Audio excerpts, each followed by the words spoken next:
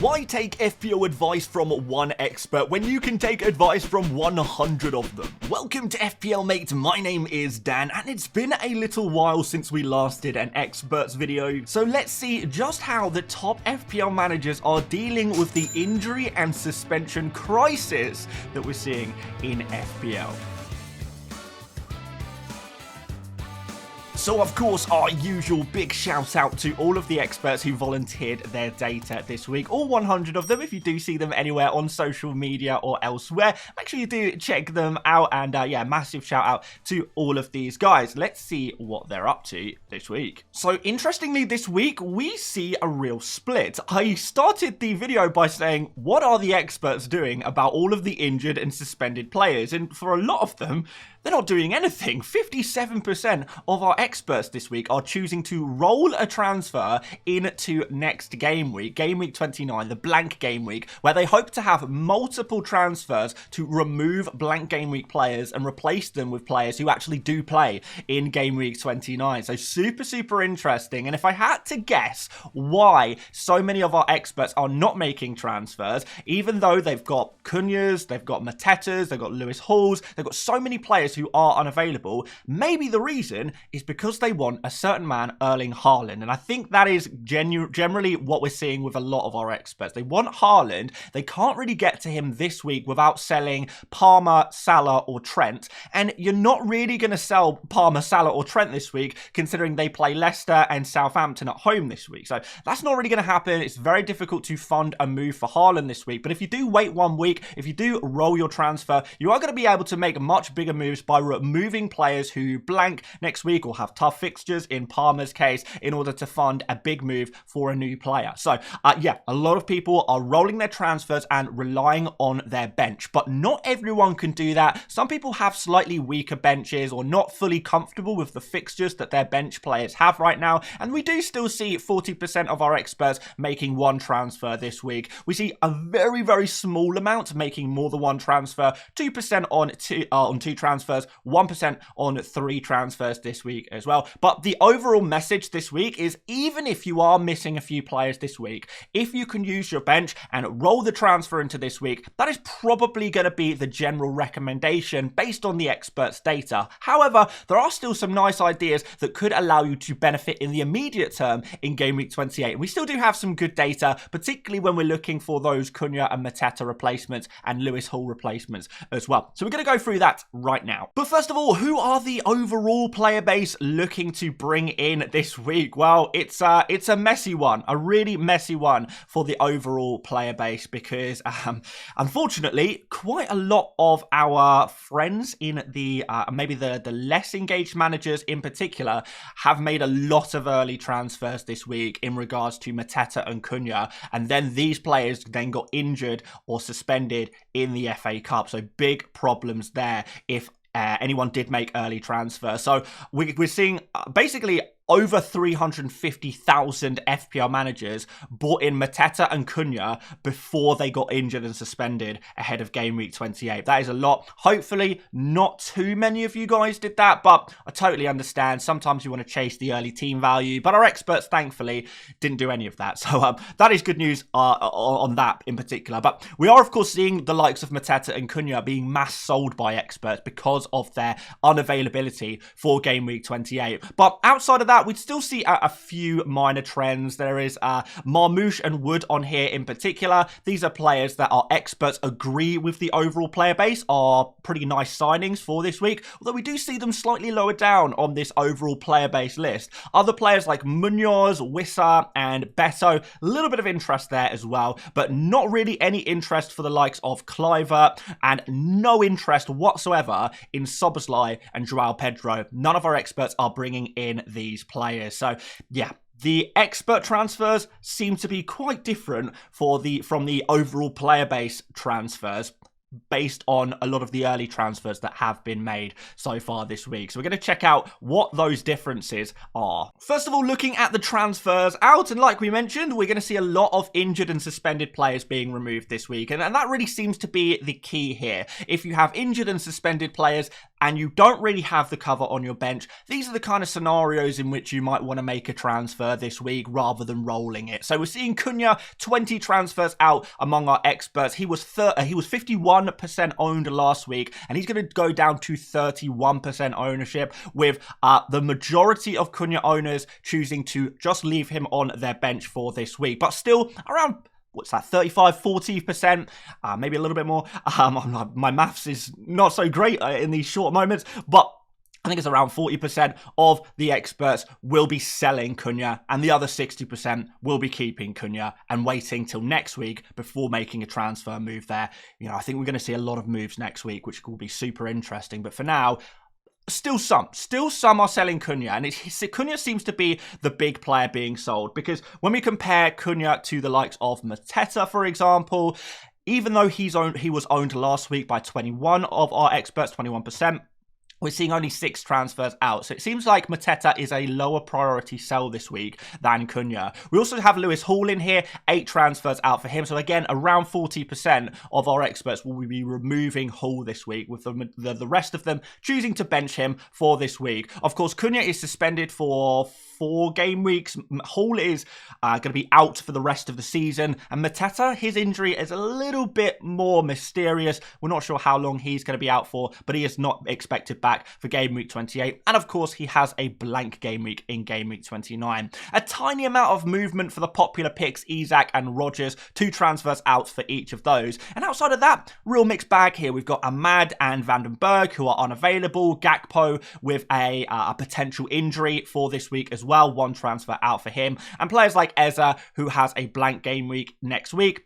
Some experts are, well, one expert is removing him this week, apparently. And we've got Dango, 1 transfer out for him. He is, of course, a little bit rotation risk now. So you can kind of understand why these other individual players are being sold. But a lot of our experts are choosing not to make transfers this week, as we mentioned. So these are the kind of players you might want to think about removing, and it's mostly unavailable players for this week. That is where it makes sense to use your transfers this week if you are happy to make a transfer. And before we have a look at who is being transferred in, make sure you do drop a like on the video. Massively appreciate it, guys. Do subscribe if you are new around here as well. But let's check out who the top picks are, the top transfers in for this game week among experts. Well, we're actually seeing a little bit more variety in the transfers in when compared to the transfers out this week. And we see the number 1 transfer in, the best forward replacement, according to those experts, is going to be Mr. Chris Wood, who has been phenomenal this season, of course. A tricky-ish game against Man City up next. But after that, we do have a nice fixture against Ipswich in game week 29, so going for Chris Wood might not be such a bad idea. After this game week, we will see over half of our experts with Chris Wood in their team. Marmoush is second here, a real differential here, alongside Beto. These are the second and third most popular transfers in that forward position in particular, and we're seeing a new interest in some slightly different forwards here. So if you do want to go against the grain a little bit, you don't want to go for the more template pick in Chris Wood, Marmoush is definitely here as an option for you, and so is Beto. Both of these players have pretty good fixtures over the next 2 game weeks if that's what you're looking to cover. Looking at the top defender, and it's Ryan Ait-Nouri, 3 new transfers in for him, so a potential Lewis Hall replacement. And we also see 2 transfers in for each of Bowen, Munoz, Strand Larsen, and Wissa. Interestingly, we see a lot of Munoz owners already. We see a few Bowen owners here already, and Wissa is already a very popular pick as well. But if you don't have these kind of players, and maybe you're looking to replace one of your forwards, for example, you want to replace a Cunha or a Mateta, but you haven't bought Wissa in yet, he is still going to be an option for you. Aston Villa is the next fixture, still pretty good, and Bournemouth is the fixture in game week 29 for the Brentford boys. So still a reasonably good option there for you, even though it looks like he is less popular as a replacement. That is because a lot of our experts do indeed own Wissa already for their FPL team. So you probably put him in the same kind of area as a Marmoush or Beto in popularity, I guess, for transfers in this week. At least it would be like that if so many of our experts didn't already own him. So I just wanted to throw one of them out there. Gvardiol, one transfer in for him. He wasn't owned by anyone last game week, and I think next week we're going to see a few more Man City, including Gvardiol, transfers in next week. But one of our experts choosing to go 1 week early on their Lewis Hall replacement, and one transfer in for Cliver as well. He's been super popular over the last month among our experts. He's going to go to 70% owned. So let's see what the template looks like after all of the expert transfers this week. And you guys can let me know how close to your team does this look. But I have to say, there are definitely some opportunities to go different here. There are some key players who a lot of our experts do own, but also some players that are maybe a little more on the fringes, and some opportunities to be different for those are kind of, I don't know, less essential picks in the team. But first of all, average game week 27 score. If you can cast your minds all the way back to game week 27, the average score among experts was 58.1 points. Did you beat them? Did you lose to them this week? Let me know. We're seeing some nice improvements in the average rank among experts. We're up to 161k, the average rank there, which is really nice and strong. Like I said, I've been saying for weeks and weeks and weeks. I know people have been saying, how can the expert average rank be so low? Like I always say, the season is very long. It's 38 game weeks long, and we will always find that the cream always rises to the top, and the average rank of experts will, generally speaking, improve week on week, go up and up and up. So still plenty of time for this average rank to be inside the top 100k, which is why I think these videos are so useful if you are looking to try and get that top 100k finish for your FPL team, to try and win your mini leagues. The expert advice really does help, and even if you're not super confident in it in the beginning of the season, gradually, it's a long game. It's a game of patience. That is the game of FPL, of course. So we now see 91% of our experts within the top 1 million, just a few lagging behind, but hopefully they can catch up soon. 41% in the top 100k, so we're getting to a point where we expect, not quite most, but in the weeks to come, we're probably going to see a situation where most of our experts are in the top 100k, which is really nice. And we now got 10% in the top 10k as well. So, yeah, really nice. Things are going well for the experts, I think. Template, not changed too much. Fabianski and Pickford still in here. The defense hasn't changed. Alexander-Arnold, Gabriel, Robertson, Munoz, and Mikolenko in here. No change on Salah, Palmer, and Mbermo. Slight changes for Cliver and Dango, though nothing significant. Isak, slight drop. Wissa, slight increase. But Chris Wood is the new addition, with 12 new owners going into game week 28. Chris Wood is officially part of the expert template. So there you go. That is the expert template. Let's suggest some transfers to help you get a little closer to this, or maybe even get ahead of this template. So we usually start off by looking at the combo transfers, but I don't want to waste your time by trying to create a narrative that our experts are making combo transfers, because they're just not this week. Next week, we will have a very different situation, and there'll be a lot of more combo transfers with multiple transfers being used within one game week. But generally speaking, yeah, no combo transfers this week that are worth talking about. Let's just go on to the direct transfers, because it's more than likely that you're going to be using just one transfer this week rather than multiple. So this makes far more sense. We've got Cunha and Mateta replacements here, but primarily you will be looking to sell Cunha before a Mateta, I think, judging by the expert data this week. So the most popular pick, of course, is Chris Wood for your Cunha replacement. If you don't fancy Chris Wood, you want to go for something different, Marmoush is there at 7.2 million as well, same price as Wood. If you want to go slightly cheaper and keep that differential slightly different, going against the grain kind of strategy, then Beto at 5 million is also a nice Cunha or Mateta replacement for you. So that's a pretty nice idea as well, particularly if you feel like freeing up that money might aid in a transfer next week that you might want to make. So yeah, Beto is definitely an option as well. Lewis Hall, I think, is pretty straightforward this week, and it depends if you are planning on free hitting in game week 29 or not. Some of our experts will be. I think the majority will not be, but that is what we'll find out in the game week 29 episode, of course. But if you are not planning on a free hit in game week 29, you need a player who has a fixture. Sell Hall, bring in Ait Nori. Bob's your uncle. Perfect stuff. If you are going to free hit in Game Week 29, however, you might want to go for a new defender who has good fixtures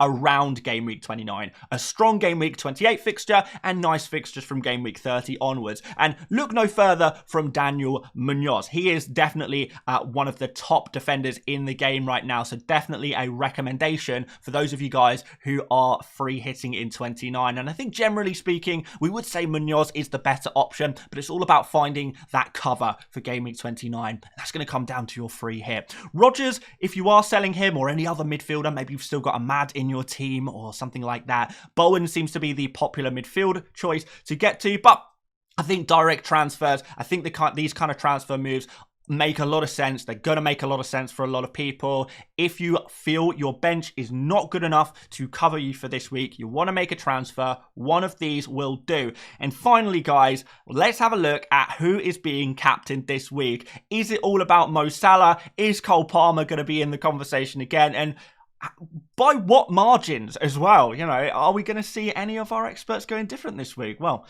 let me tell you. Well, yeah, it's another Salah week. I can't lie to you guys. We're back on Salah for the popular captain among experts this week, and it makes a lot of sense. Southampton at home is an incredible fixture, as we all know very, very well, and Salah is having the season of a lifetime. So it's a really straightforward captain decision this week, but it's a shame that the same week Salah plays against Southampton at home, Palmer plays against Leicester at home, because otherwise this might be an interesting opportunity. But yeah, certainly Palmer against Leicester is still an okay choice if you are trying to chase rank a little bit here and you do feel that you need to go a bit different to try and play catch up against the majority, the field really, who will be primarily captaining Salah. So we do still see 13 captaincies on Palmer. But how about Brian Mbeumo, who genuinely, as a 1% differential, I don't totally hate it. Aston Villa at home is a really nice fixture right now, and Brentford and